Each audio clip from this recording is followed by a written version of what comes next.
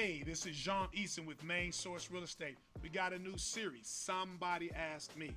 I get a lot of phone calls from people, so I decided to create a new series where we ask questions of experts to get the very answers that you need. Today's special guest is Mr. Clinton Killian, an attorney who specializes in real estate, probate, and business. Let's go check him out. So I was recently hired to help a client sell their property. They have some tenants in place, and the tenants are not cooperating at all. So what can we do? Well, welcome to California. California has some of the strongest rent control laws of any state. And in California, the state sets a minimum bar of tenant rights. And then each jurisdiction, every city and every county, has the authority to add more conditions and more restrictions.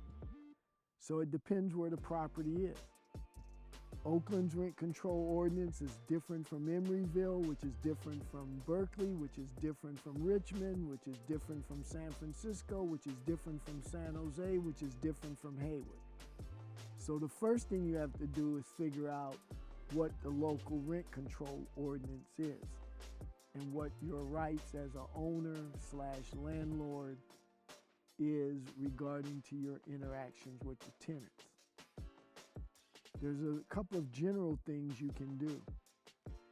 If your tenant will not allow you in the house, the California code allows you to give the tenants notice upon a reasonable time, generally 24 hours if it's an emergency and 48 to 72 hours if it's a non-emergency, for the landlord to enter the property to conduct either repairs or inspections. So a simple self-help remedy is you give the tenant notice. On such and such a day, I will appear at the house to inspect it with my realtor. We will be there at such and such a time. The tenant doesn't cooperate, the landlord has a right to simply put his key in the lock and turn it and open the door. But you can't abuse that, and if it's to make repairs, you have to give them notice so that they can prepare. The second thing that you can do is, without trying to evict the tenant, you can simply get a court order allowing you to go into the property.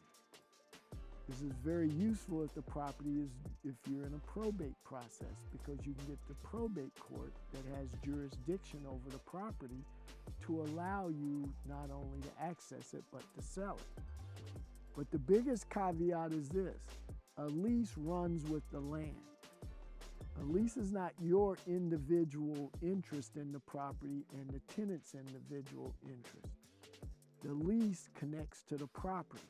So when you sell the property, that lease in its current condition becomes the liability or responsibility of the new owner of the property. So you don't get to say, okay, I just bought this property, get out. That tenant has all the rights under the lease, whether you are the landlord or the previous owner is. So simply selling the property doesn't terminate the tenant's right to be there and pay the level of rent that they're paying to the previous owner. However, in California, you can buy out the tenant's interest in the property.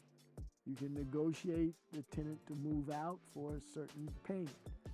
Most local jurisdictions set a minimum value that you have to pay the tenant for their rights to live in the property. And you have to go through an entire process to do so. You can do it prior to selling the property, or you can leave it up to the responsibility of the new owner. But again, as the realtor, you need to make that explicitly clear in the contract agreement so that your new owner doesn't say, hey, I bought this house, you told me I could evict the tenants, and now I can't. Because California, every city, every part of California has what's called a good cause eviction ordinance, which means you can't just evict the tenant unless you have good cause. And simply not liking the tenant or wanting them to leave is not good cause. So this is a situation where if your tenant is not cooperating just to let you see the property, there are self-help remedies, limited, that you can do. But if you're trying to get the tenant to move so you're selling the house empty, it's much more difficult. There's a whole process for an owner move-in, for example.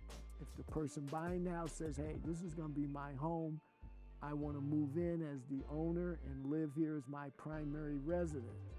Well, there's a whole process that person has to go through that you as the seller cannot do because you're selling the house. You're not an owner move-in. That's something that this new owner has to do once their name is on title.